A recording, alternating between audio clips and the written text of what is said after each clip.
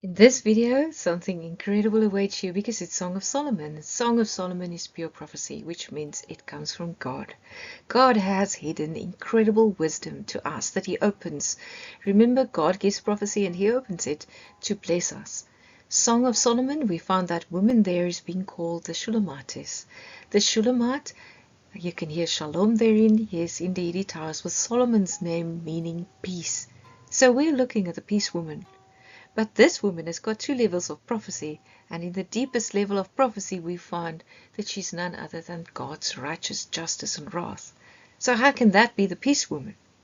Well, when she's Messiah's bride, indeed it's possible, because remember, Jesus was united to his fire bride, justice and wrath of God, on the cross. He died in the arms of the fire bride, being taken to the tomb, laid with her in the tomb. In other words, he took the verdict on himself and fulfilled it, and rose, so now he rules over her. All of that, the strange descriptions that I'm using now, it refers you back to prophecy given in Genesis. Bride and groom coming together, being united, there comes life. When Jesus, the groom, was united to his fire bride, God's justice and wrath, there comes redemption and life to us. So how does Messiah describe this woman? Now you're going to hear something incredible, because there's talk of eyes like fish pools. Can you hear? That's unusual for a groom to describe in the literal. And yes, indeed, songs has a literal level, but it's such strange descriptions because it's frighteningly fearsome, beautiful, fearsome prophecy that God is opening our eyes to wisdom. Let's go. The groom says of her, "How beautiful are your feet in sandals, daughter of a prince.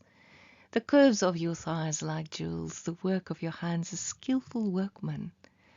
All of this is prophecy, because what we read in English is beautiful, ties with bright.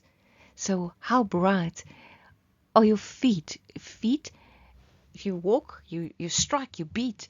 So how bright you're striking in sandals. And sandals is something that you tie up, right? It's fastening up. In prophecy, unveiled, he says, and remember who it is, Jesus says of this woman, "How bright is your striking to fasten up." She's the righteous justice of God that struck him in the flaring bright fire that fastened up him in fulfilling the death verdict. Building freely, right? Daughter ties was building up, and their noble freely is associated there with the prince, building nobly. The curves of your thighs, the curve, or the wrapping, the turning of your thighs, your softness, the wrapping around of your softness is like jewels, right? That jewels ties with being worn. It was wrapped around by the fiery justice and wrath of God, worn out in terms of going into death. It is the work of her hands, power, thus the work of her power is that of being skilled, an artist. Brightness, thus, is your fastening, building so freely. The wrapping of your softness is like being rubbed and worn out. It is the accomplishment of a power, is steadfast like an artist. All right, he's celebrating the fiery justice and wrath of God that overcame him. Because of by that, and everything that God does is good, by that they can be pronounced life to us. Your nave is a goblet rounded, knotted like splendid beverage, your waist a heap of wheat set about with lilies, says the groom, which is Messiah, of his bride, the Shulamite. Your nave, there we find associations of strength, and a goblet is something pounded when it's made, all right? That is round. So he's saying your strength is a pounding that goes around, right? Remember, this woman is the fiery justice and wrath of God. Her strength is surrounding Jesus.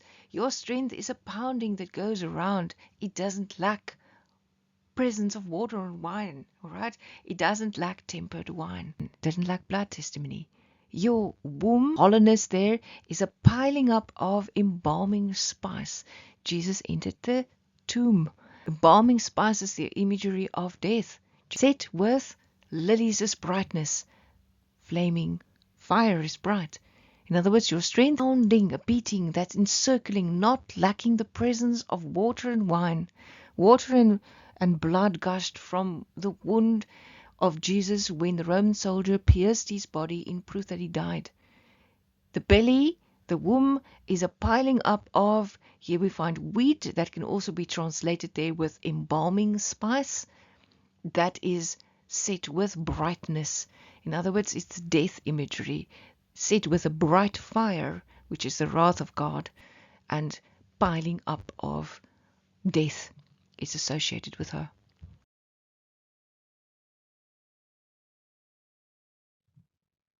Again, you're going to hear beautiful imagery.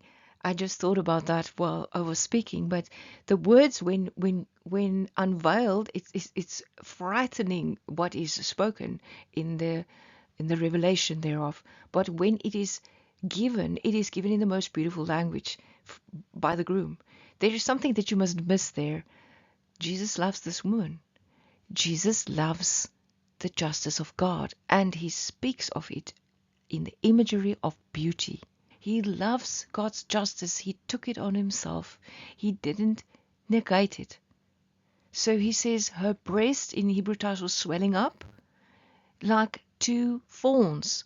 All right, her breast is like a double fawn, and the fawn here is that ash ground, dusty, powdered colored animal, and is associated with dust. The death verdict is that we would be returning to pulverization, dust. We would die. So she has a swelling up of dust. A swelling of dust is a death image. Fire, when it's done with you, brings a pile of ash, death.